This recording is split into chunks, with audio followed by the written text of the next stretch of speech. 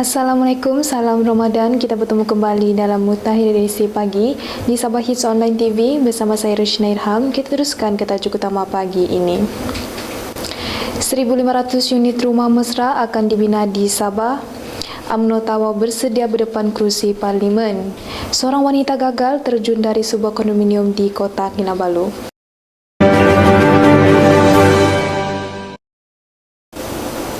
Geran khas kerajaan persekutuan berjumlah 125.6 juta untuk Sabah tahun ini akan digunakan untuk membina 1,500 unit rumah mesra Sabah Maju Jaya di kesemua 73 kawasan Dewan Undangan Negeri.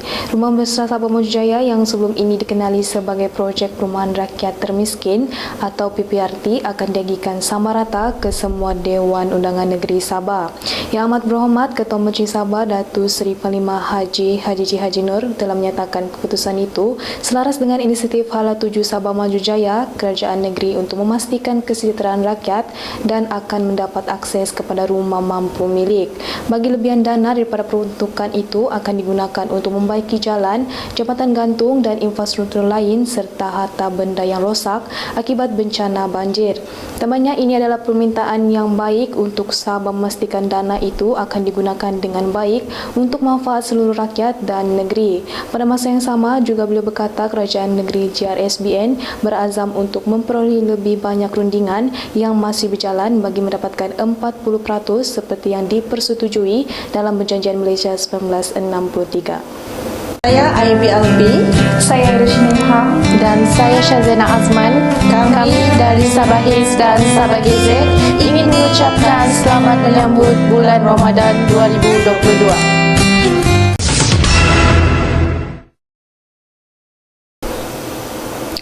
Seramai 14 keluarga di Kampung Ulu Tatalan telah menerima sumbangan 40 keping zinc pada kemarin dan sumbangan ini bertujuan untuk membantu penduduk kampung membina rumah mereka yang lebih selesa di kampung tersebut. Yang Berhormat Datuk Eldron Angin yang juga Menteri Belia dan Sukan Sabah berkata penduduk kampung boleh membina rumah yang lebih selamat dan selesa untuk didiami. Sementara itu, Encik Jamil bin Amparik telah menyatakan pihaknya ingin membina rumah kediaman yang selesa namun kekurangan sumber kewangan telah menghadkan hasrat mereka itu. Tambahnya, pemaju masyarakat Ansip Tuan Lai bin Farid mewakili Datuk Eldron untuk menyampaikan sumbangan zinc kepada Encik Jamil dan beberapa keluarga yang turut terlibat. Dalam pada itu, Wakil Penduduk Kampung Encik Jamil mengucapkan ribuan terima kasih kepada Datuk Eldron atas tanggungjawab dan keprihatinan beliau dalam membantu dan mensejahterakan rakyat, lebih-lebih lagi mereka yang berada jauh di pendalaman.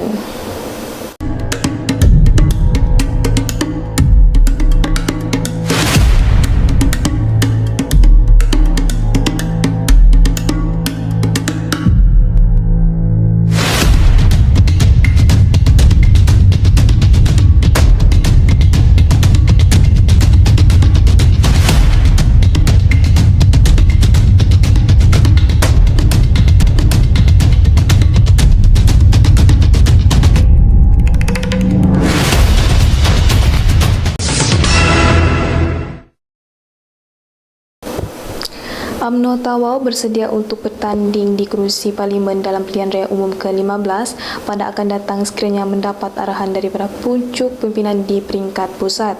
Hal ini dibahaskan semasa majlis berbuka puasa dan penyampaian sumbangan kepada 1,000 golongan asnaf pada kemarin.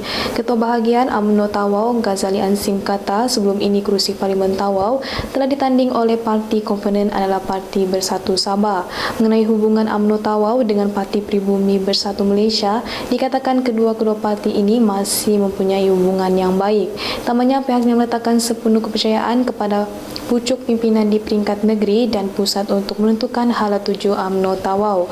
Adalah difahamkan hubungan UMNO Tawau dan Rakan Gabungan Rakyat Sabah serta yang lain masih mempunyai hubungan yang erat dan dalam majlis yang sama, sumbangan yang diberikan dalam majlis tersebut adalah hasil dari kerjasama Adun Balung, Common Tower Teknologi Sdn Berhad dan Sabah Electricity Sdn Berhad.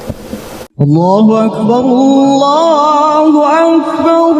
Jangan lupa berbuka dengan Big Coffee dan sebiji buah kurma.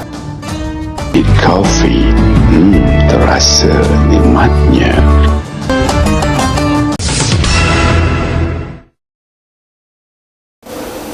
Bertemu kembali. Sabah Electricity Sdn Berhad telah memberikan bantuan bagi membolehkan bekalan elektrik di Hospital Queen Elizabeth yang terganggu sejak pada kemarin kembali pulih. Dalam kejadian kira-kira pada jam 11.54 pagi berlakunya gangguan bekalan elektrik yang melibatkan bangunan menara berkembar, klinik pakar dan blok bangunan perubatan lama di Hospital Queen Elizabeth. Ketua Pegawai Eksekutif SESB IR Tan Sri Muhammad Yaakob Haji Jaafar berkata, pemeriksaan terhadap bekalan yang diseluruhkan SESB ke Hospital Queen Elizabeth mendapati kabel milik SESB berada dalam keadaan yang baik dan tidak mengalami sebarang kerosakan, dan punca gangguan bekalan adalah pada sistem dalaman hospital. Hasil pemeriksaan lanjut mendapati bahawa punca gangguan bekalan di bangunan hospital tersebut adalah disebabkan kerosakan kabel bawah tanah 11 kV milik Hospital Queen Elizabeth. Tak banyak 2 set generator moda alik milik SESB telah ditempatkan bagi menampung keperluan bekalan semasa gangguan elektrik di Hospital Queen Elizabeth sementara kerja-kerja mengesan kerosakan kabel dijalankan. SESB juga bersedia untuk membantu pihak hospital untuk melakukan ujian dan mengesan lokasi kerosakan kabel berkenaan jika diperlukan.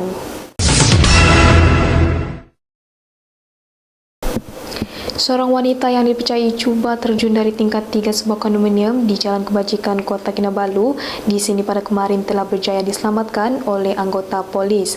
Jurucakap Pusat Gerakan Operasi Jambatan Bomba dan Penyelamat Malaysia Sabah berkata, pihaknya menerima laporan menghubung kejadian itu pada jam 6.37 petang mangsa seorang wanita berusia lingkungan 20 tahun dipercayai cuba terjun dari tingkat 3 sebuah kondominium namun gagal disebabkan mangsa berjaya dipujuk oleh pasukan polis sebelum ketibaan anggota bomba. Tambahnya wanita itu kemudiannya ditenangkan dan diserahkan kepada pihak polis untuk tindakan selanjutnya. Kembali selepas ini.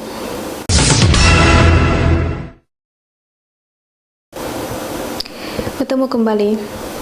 Program ziarah Ramadan telah diadakan di PDM Kerukan Kuala Penyu di sini pada kemarin. Ketua UMNO bahagian Beaufort yang berhormat Datuk Awang Asli Lakat telah berbuka puasa dan menunaikan solat fardu bersama-sama dengan penduduk kampung serta turut dihadiri oleh jawatan kuasa UMNO 4 peringkat.